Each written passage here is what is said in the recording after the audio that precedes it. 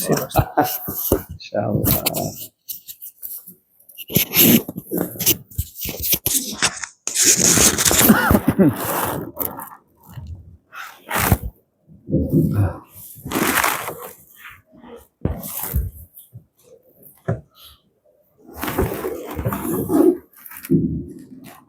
Bismillahirrahmanirrahim. Assalamualaikum warahmatullahi wabarakatuh. Alhamdulillah bi ni'matihi tatimmus shalihat. Asyhadu an la ilaha illallah wa asyhadu anna Muhammadar Rasulullah. Allahumma shalli ala sayyidina Muhammad wa ala ali sayyidina Muhammad. Qala Allah Ta'ala fi kitabihil karim. A'udzu billahi minasyaitonir rajim. Bismillahirrahmanirrahim.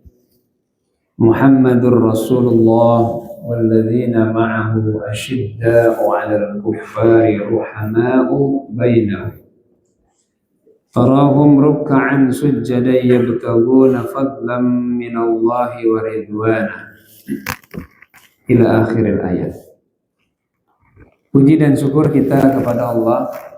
Salawat dan salam kita sampaikan dan semoga tercurah pada junjungan ala Nabi kita, Nabi Muhammad sallallahu alaihi wa alihi wasallam.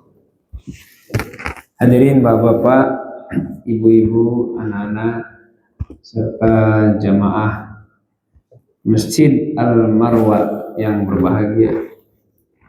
Kita bersyukur kepada Allah bahwa di hari ini, pagi yang baik, masih dalam keadaan sehat walafiat, melaksanakan kegiatan ibadah seperti biasanya.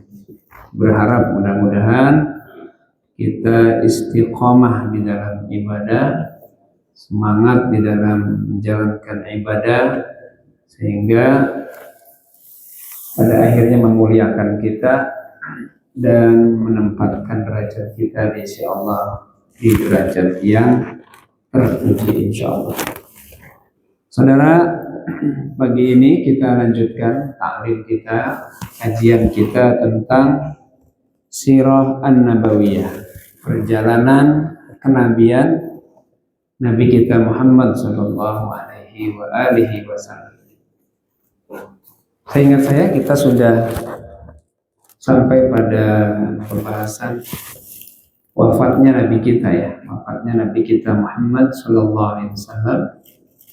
Selanjutnya wafatnya beliau memunculkan banyak problem umat lah, banyak PR kebangsaan, terutama yang paling krusial adalah soal kepemimpinan, soal kekuasaan, soal khilafah. Selanjutnya penggantinya namanya khalifah. Kalau khilafah itu sistem, tapi kalau khalifah itu orangnya. Yang menggantikan Rasul sebagai pemimpin itu namanya khalifah.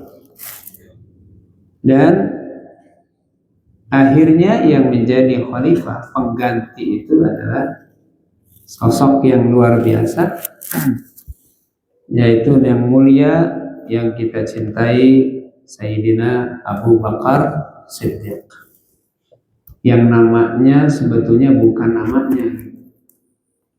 Nama Abu Bakar itu nama panggilan semua ya. Abu Bakar As-Siddiq itu nama panggilan semua. Nama aslinya siapa? Nama aslinya adalah Abdullah. Nama aslinya juga disebut dengan Atiq. Nah, sementara Siddiq pun juga adalah julukan, panggilan, yang artinya yang jujur, membenarkan. Membenarkan apa? Seluruh apa yang dibawa oleh yang mulia Nabi kita Muhammad sallallahu alaihi wasallam. Adapun dinamai dengan Abu Bakar, bapaknya onta, karena beliau ketika kecil, remaja itu senang main-main sama anak onta. anak kambing, pokoknya hewan lah ya. Sehingga masyhur disebut dengan Abu Bakar. Kalau kita jarang ya, nama ya nama. Nama ya nama, tidak ada panggilan. Nah, saudara-saudara yang berbahagia, membahas sirah an-nabawiyah memang mengharuskan kita juga mengangkat orang-orang yang ada di sekitar Nabi kita Muhammad Sallallahu Alaihi Wasallam. Dan sejarawan, para peneliti mengatakan Nabi Muhammad tuh hebat tidak hanya apa yang diajarkan, tapi apa yang kemudian ditinggalkan oleh beliau itu adalah orang-orang yang luar biasa, yang kemudian melanjutkan dakwah Rasulullah itu adalah orang-orang yang luar biasa. Dan tentu kita mengarah kepada satu figur, satu tokoh yang menjadi khalifah pengganti Rasulullah, yaitu Abu Bakar As-Siddiq. Nah, setelah Abu Bakar disebut dengan siapa? Disebut dengan Khalifah Abu Bakar, penggantinya Abu Bakar. Penggantinya Abu Bakar siapa namanya? Umar. Ya. Makanya julukan Umar itu adalah Khalifati Rasulillah, pengganti dari penggantinya Rasulullah. Semua kan kepanjangan Pak, Khalifata Rasulillah, kepanjangan. Hingga kemudian ada istilah baru yang dipopulerkan, dari khalifah berubah menjadi Amirul Mukminin, pemimpinnya orang beriman. Maka Sayyidina Umar dipanggil, ya Amirul Mukminin, wahai pemimpinnya orang beriman. Nah, kalau kepada Abu Bakar, ya Khalifat Rasulillah, wahai penggantinya Rasulillah. Berarti setelah Umar nanti siapa tuh? Utsman. Sama tuh Amirul Mukminin. Sayyidina Ali kemudian Amirul Mukminin. 4 sahabat inilah yang disebut dengan Khulafaur Rasyidin. Khulafa itu artinya khalifah, pengganti, yang Ar-Rasyidin, yang betul-betul terarah, berada pada jalur yang benar, Ar-Rasyidin ya, terbimbing dengan petunjuk Allah dan tuntunan Rasulullah Muhammad Sallallahu Alaihi Wasallam. Maka ada hadis yang berbunyi, ya, alaikum bisunnati wa sunnati khulafa'ir rasyidina min ba'di. Ada hadis begitu. Alaikum bisunnati, hendaknya kalian mengikuti sunnahku. Wa sunnati, dan sunnah-sunnah khulafa'ir rasyidin, ada yang menambahnya al-mahdiyin. Dan ikutilah sunnah-sunnah para khalifah-khalifah penggantiku, ya, min ba'di, setelah saya. Cuman hadis ini tidak menyebutkan Abu Bakar, Umar, Ali, Utsman, tidak ada Pak. Pokoknya penggantiku yang ar-rasyidin, al-mahdiyin, yang on the track lah kira-kira, on the track dan dalam petunjuk al-mahdiyin. Maka ada ulama juga menambahi Khulafaur Rasyidin itu yang kelima, dengan masuklah nama siapa? Abdul Aziz, Umar bin Abdul Aziz. Umar bin Abdul Aziz itu salah satu khalifah di masa apa? Daulah Umayyah. Nah, jadi udah lompat ya, udah lompat. Nah, saudara-saudara yang berbahagia, kenapa ada semacam penjelasan ini khalifah, ini khulafair rasyidin, ini yang 4 ini adalah pemimpin pengganti yang ar-rasyidin? Itu karena setelah masa Sayyidina Ali bergantilah kekuasaan itu menjadi monarki, menjadi turun temurun. Maka setelah Sayyidina Ali ada Muawiyah, nanti Muawiyah turun ke anaknya namanya Yazid bin Muawiyah, dan disitulah fitnah besar terjadi. Nah, saudara-saudara yang berbahagia, Kembali kita ke khalifah yang pertama, Khalifatul Awwal, pengganti Rasulullah yang pertama, yaitu Abu Bakar As-Siddiq. Siapa yang nggak kenal Abu Bakar? Kalau ada yang nggak kenal, kelewatan namanya. Makanya kita diingetin terus tuh kalau tarawih ya, Al-Khalifatul Awwal Amirul Mukminin. Sudah pakai Al-Khalifatul Awal, pakai Amirul Mukminin lagi. Al-Khalifatul Awal Amirul Mukminin Sayyidina Abu Bakr As-Siddiq. Jawabnya apa? Radhiyallahu an. Si Bilal mengatakan kepada khalifah pengganti Rasulullah yang pertama, pemimpinnya umat Islam, orang beriman, yaitu Abu Bakar Siddiq radhiyallahu an. Semoga Allah meridhoi dia. Didoain terus ya. Terus demikian Abu Umar bin Khattab dan sebagainya. Nah, saudara-saudara yang berbahagia, Abu Bakar ini tentu menjadi khalifah walau tidak ada wasiat khusus itu.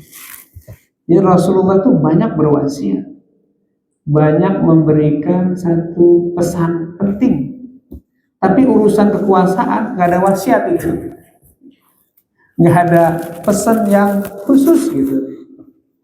Sehingga memang terpilihnya Khalifah Abu Bakar ini juga cukup alot, nggak langsung setelah Rasul meninggal, udah kita daulah deh, kita baiat deh Abu Bakar, nggak begitu.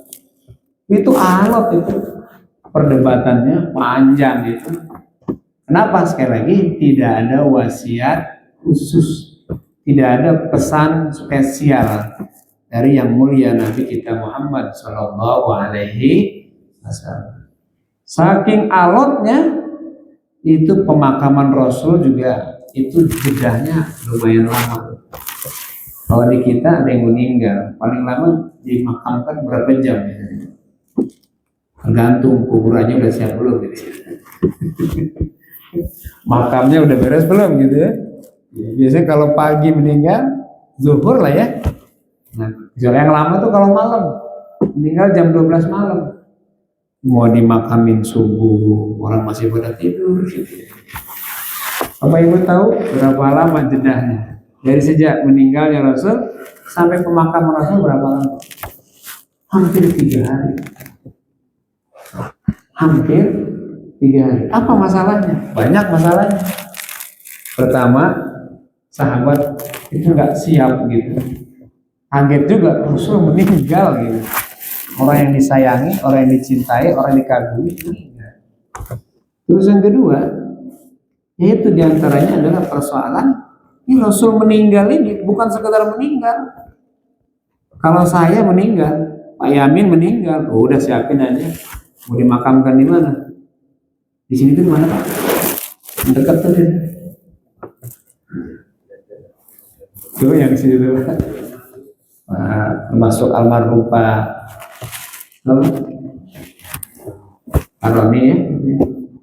Udah siapin lah. Nanti kerandanya gimana? Yang nyalatin gampang lah Pak. Kalau meninggalnya Rasul bukan sekedar menguburkan, bukan sekedar menyolatkan yang menjadi hak mayit. Tapi ini soal pemimpin besar.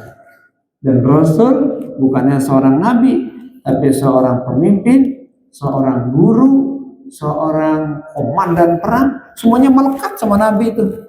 Ya. Ahli fatwa, konsultan, waduh semuanya deh.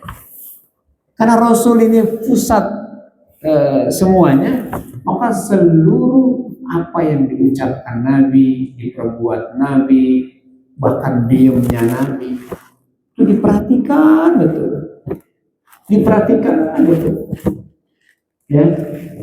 Dan beliau tidak hanya pemimpin perang, tapi juga selalu menjadi pemimpin sholat di dalam sholat 5 waktu.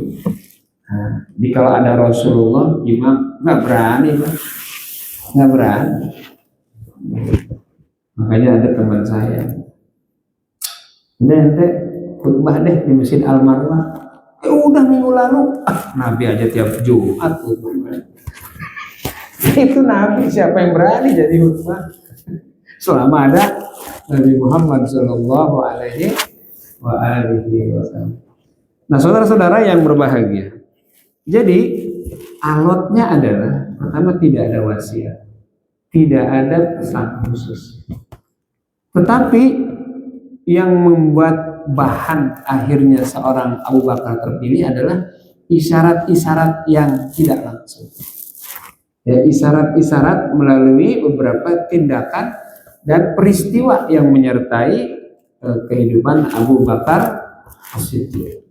Padahal sebetulnya Abu Bakar itu justru ketika para sahabat berkumpul, para sahabat bermusyawarah di satu tempat namanya Saqifah Bani Sa'idah.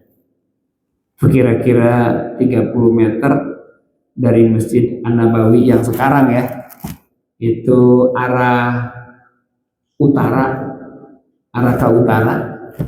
Kemudian kalau sekarang itu pintunya itu pintu 331 ya, pintu pagar. Kalau pintu masjidnya itu pintu 16 ya.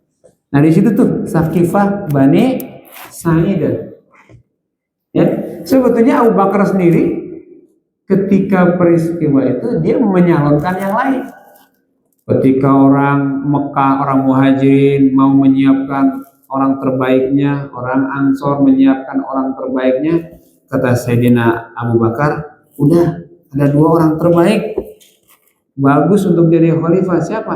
Kalau dari Muhajirin Umar bin Khattab, kalau dari Ansar yaitu Sa'ad bin Ubadah. Bahkan beliau mencalonkan yang lain tuh. Ya. Tapi kemudian setelah Umar sadar, karena Umar ini lama juga sadarnya. Sadar apa? Sadar bahwa Rasulullah meninggal dunia. Karena awalnya dia nggak mau nerima tuh, nggak mau nerima kematian Rasulullah. Gitu. Tapi kemudian dia sadar, apa kata Umar bin Khattab? Siapa lagi kalau bukan Abu Bakar yang terbaik di antara kita?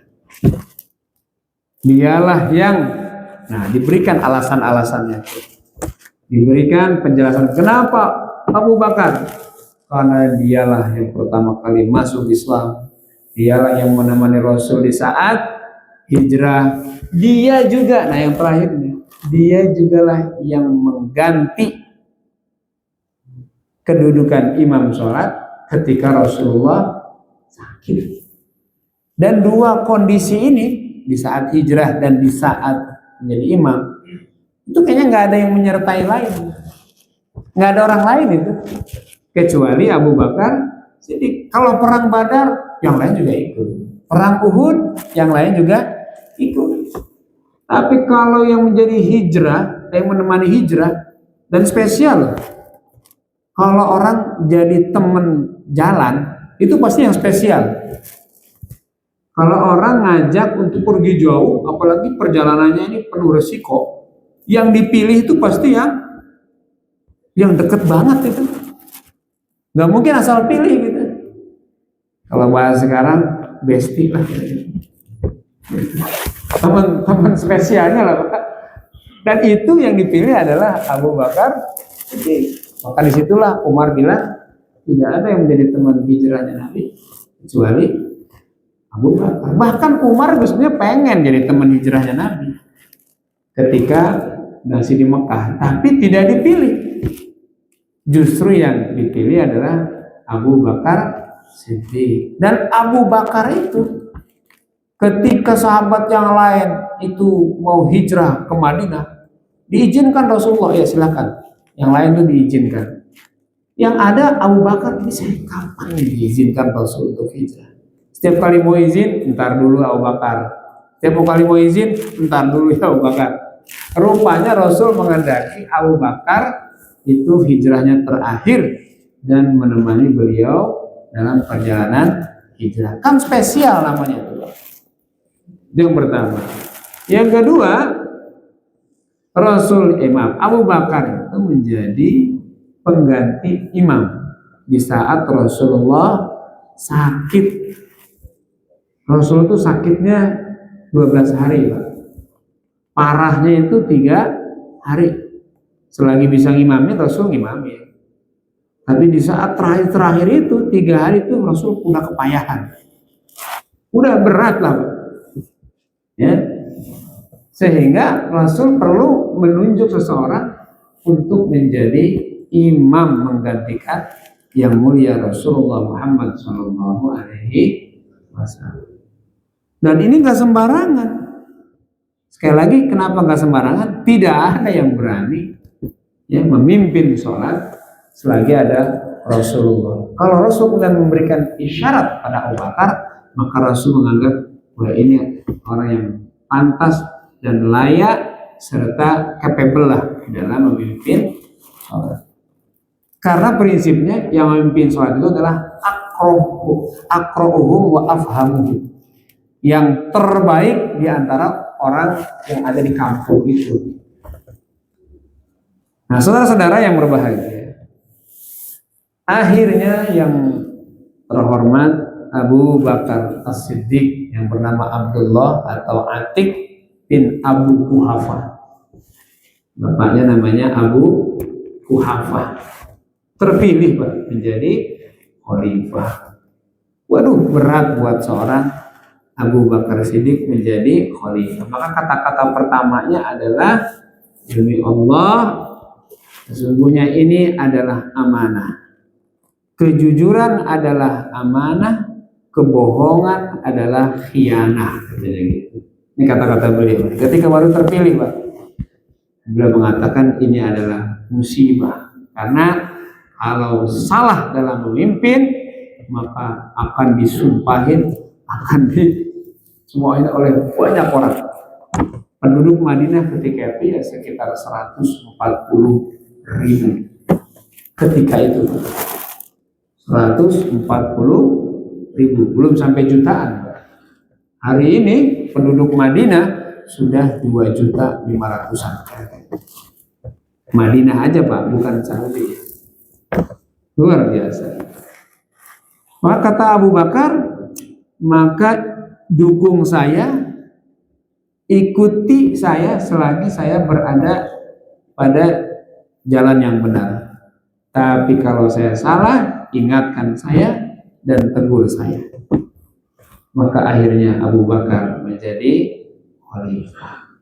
Nggak ada itu kandidasi, itu nggak ada. Ya. Nggak ada itu penyaringan pemimpin, nggak ada sama sekali, Pak.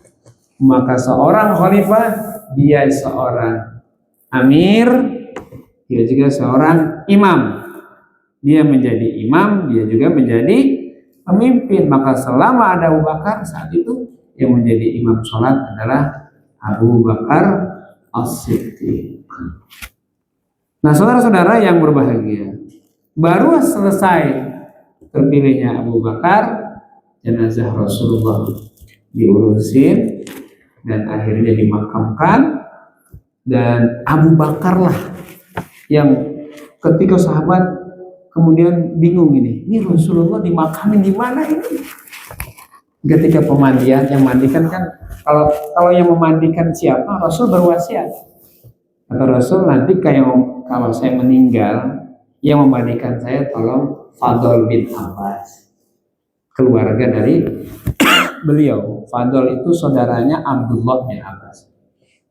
Tentu di sampingnya ada Ali bin Abi Thalib. Menariknya ketika di baiatnya Abu Bakar sebagai khalifah, Sayyidina Ali itu nggak berbaiat. Kemana Sayyidina Ali? Jagain Rasulullah. Bukan nggak mau, Pak. Apalagi protes, nggak suka, bukan seperti yang dikatakan orang-orang Syiah ya. Wah, Ali itu kecewa tuh, tidak berbaiat. Bukan. Sayyidina Ali itu ngurusin Rasulullah.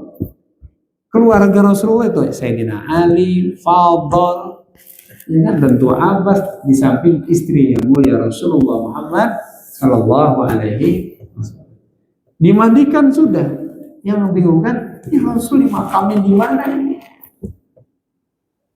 Nah, yang akhirnya berpendapat itu adalah Abu Bakar Siddiq. Apa kata Abu Bakar? Saya pernah mendengar bahwa Rasulullah bersabda. Apa sabda beliau? Makamkan aku di tempat meninggalnya aku. Nah itu Abu Bakar tuh yang ingat tuh bahwa Rasul pernah mengatakan begitu. Kan lama Pak. Makamkan aku atau kuburkan aku di tempat aku meninggal.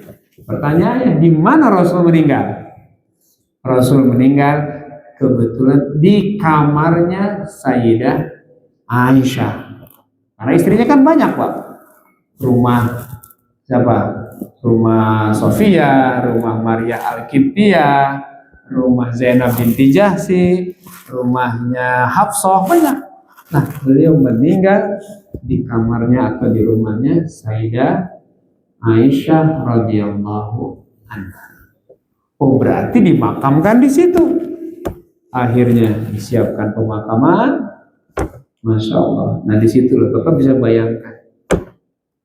Ketika pemakaman itu, Pak, siapa yang kuat coba ngangkat jenazah Rasul? Ngangkat. Kuat dalam arti secara mental.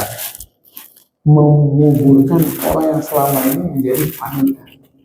Aduh, itu tangis, mau nangis, meneteskan air mata, nggak boleh.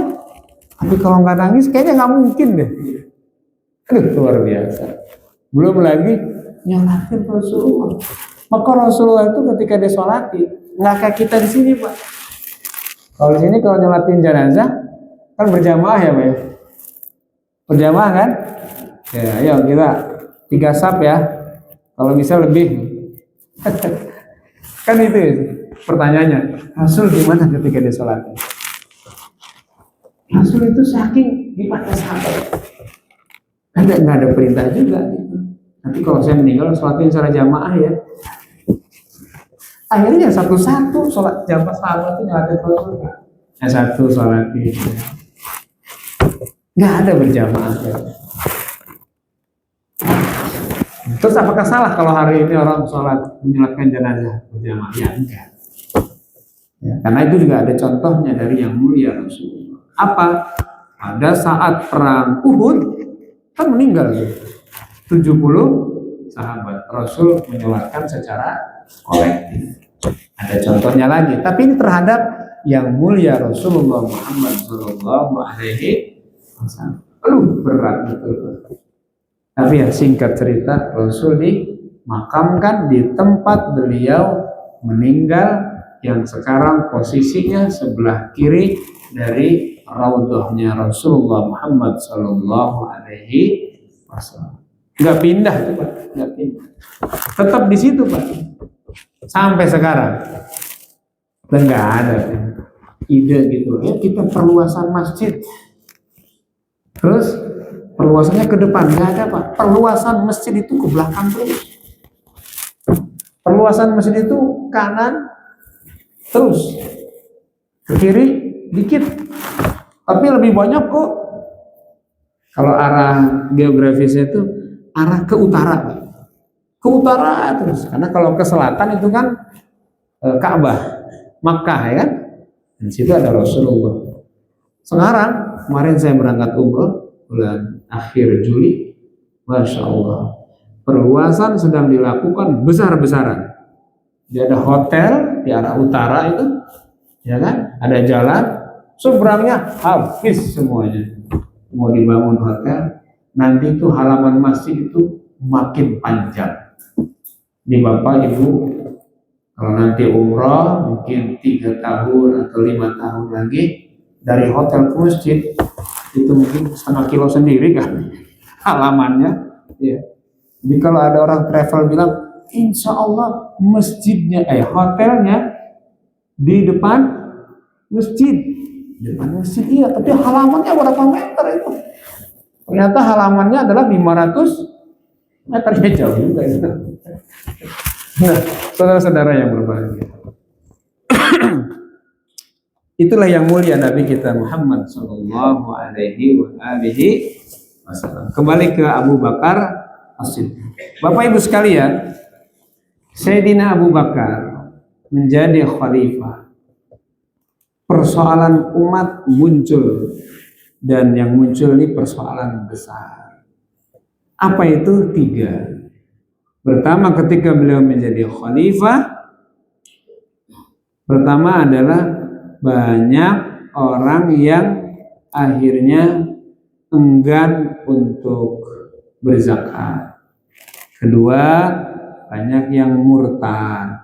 Terus yang ketiga, banyak yang ngaku nabi. Ini kan persoalan besar semua, Pak. Ngaku nabi banyak, yang murtad juga banyak, dan tidak mau membayar zakat. Aduh, serius ini. Jadi kalau orang murtad hari ini, itu bahasa kitanya masih ada pantas-pantasnya gitu. Karena udah jauh dengan Rasulullah. Di zaman setelah meninggalnya Rasul aja banyak yang murtad. Kurang apa coba? Kurang apa coba, Pak?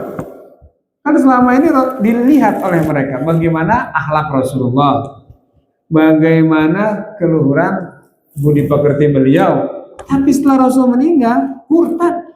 Kan kelewatan lah itu. Ya. Kalau hari ini ada yang murtad, gimana tuh, Pak? Biasa aja. Maksudnya masih ada pantasnya gitu. Masih ada pantasnya. Nah, yang hebat hari ini tentu saja karena informasi itu mudah untuk didapat. Kalau dulu, kalau nggak ketemu, ya nggak mendapatkan kebenaran yang sesungguhnya. Kan susah untuk viral, susah untuk bisa mendapatkan. Maka kalau di zaman Sayyidina Ali, Sayyidina Utsman terjadi fitnah besar, perang kan itu. Itu diantaranya problem utamanya adalah komunikasi yang nggak lancar. Ya, hanya mengandalkan apa? Kurir. Dikirim orang untuk menyampaikan berita. Nah, kalau nggak nyampe gimana coba? Atau ternyata penyampainya ini ada kurang beritanya, gimana coba? Nah, di situ persoalannya. Kalau hari ini, aduh gampang betul kalau mau ngirim pesan. Ya, saking mudahnya itu gerakan sosial kemarin tuh, masya Allah, tiba-tiba ribuan orang langsung bikin kerusuhan. Karena modal apa, Pak? Modal media sosial. Ya Allah. Dulu itu karena pesan yang susah untuk sampai. Kalau sekarang terlalu mudah pesan itu untuk sampai. Maka kalau hari ini juga dulu itu perlu dalam agama kita itu istilahnya namanya tabayyun, itu penting. Inja akum fasikun binaba'in fatabayyanu. Kalau ada orang bawa berita, tabayyun dulu benar atau tidak. Nah, saudara-saudara, Sayyidina Abu Bakar Siddiq melihat ada persoalan besar. Banyak yang murtad, banyak yang ngaku nabi, dan banyak yang tidak mau bayar zakat. Dan ini persoalan penting. Kenapa penting? Orang ngaku nabi, wah bahaya ini. Orang meyakinkan bahwa yang mulia Rasul itu adalah nabi, itu persoalan besar juga. Kan orang Quraisy itu, Pak, bukan nggak percaya, bukan nggak tahu, bukan nggak paham bahwa Nabi Muhammad itu jujur, Nabi Muhammad itu baik. Mereka itu bukan nggak tahu, Pak, sangat tahu, Pak. Tapi untuk mengakui Nabi Muhammad sebagai nabi, nah itu yang berat itu. Termasuk, mohon maaf, saudara kita agama yang lain. Dia percaya kepada Nabi Adam, percaya kepada Nabi Ibrahim, percaya kepada nabi yang lain, percaya kepada Nabi Musa. Satu aja susah untuk percaya kepada Nabi Muhammad Shallallahu Alaihi Wasallam. Ya kan? Itu aja tuh, Pak. Nah, meyakini bahwa Nabi Muhammad sebagai nabi itu merubah keadaan status seseorang yang tadinya kafir menjadi mukmin. Banyak yang menjadi mengaku nabi setelah itu. Ya banyak motifnya tentu saja. Pertama, ya menjadi nabi itu kan menjadi sorotan, jadi panutan. Seorang Musailamah al-Kadzdzab dari Yaman, ya, kita ngaku menjadi nabi, Pak, dan pengikutnya banyak lagi. Pengikutnya banyak. Dan dia menggalang kekuatan karena tahu bahwa setelah ini pasti dapat problem dengan tindakan seorang Abu Bakar Siddiq ketika menjadi khalifah Rasulullah Shallallahu Alaihi Wasallam. Misi kemudian dijalankan. Apa misinya? Ini ngaku nabi ini harus diberantas. Kalau enggak dia akan menyebarkan fitnah-fitnah. Maka dalam misi ini akhirnya dikirim banyak pasukan oleh Sayyidina Abu Bakar Siddiq. Sekaligus juga misi ini memerangi orang yang murtad, karena dengan adanya nabi baru maka banyak yang murtad. Peristiwa ini akhirnya terjadi dan bisa diredam itu gerakan pemurtadan, tetapi menyisakan syahid sahabat Rasulullah 70 penghafal Quran meninggal. Waduh, 70 penghafal Quran meninggal. 70 ketika itu udah banyak. Terus 70-nya itu penghafal Quran, ini jarang.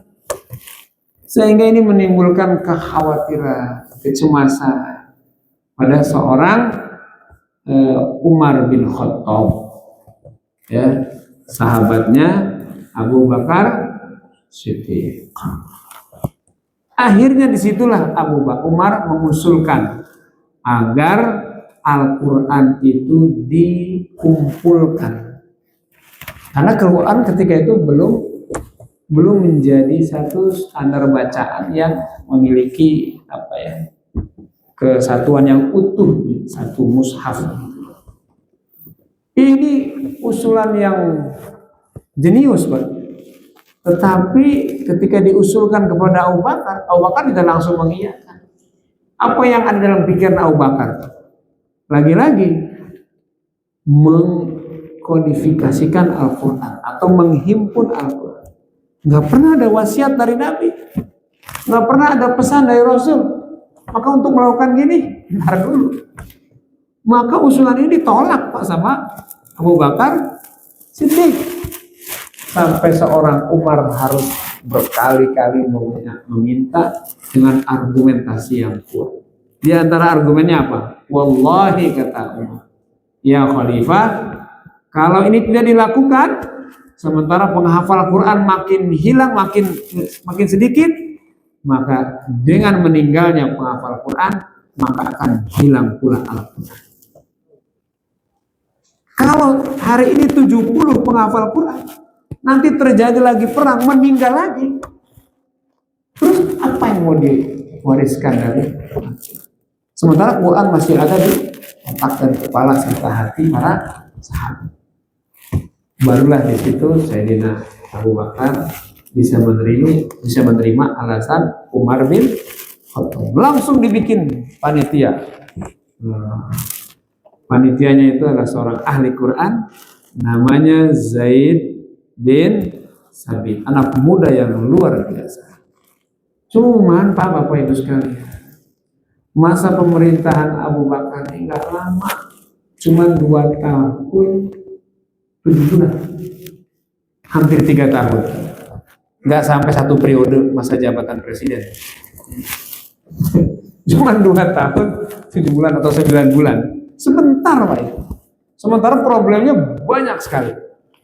Sehingga pada masa Abu Bakar Siddiq hanya baru mengumpulkan manuskrip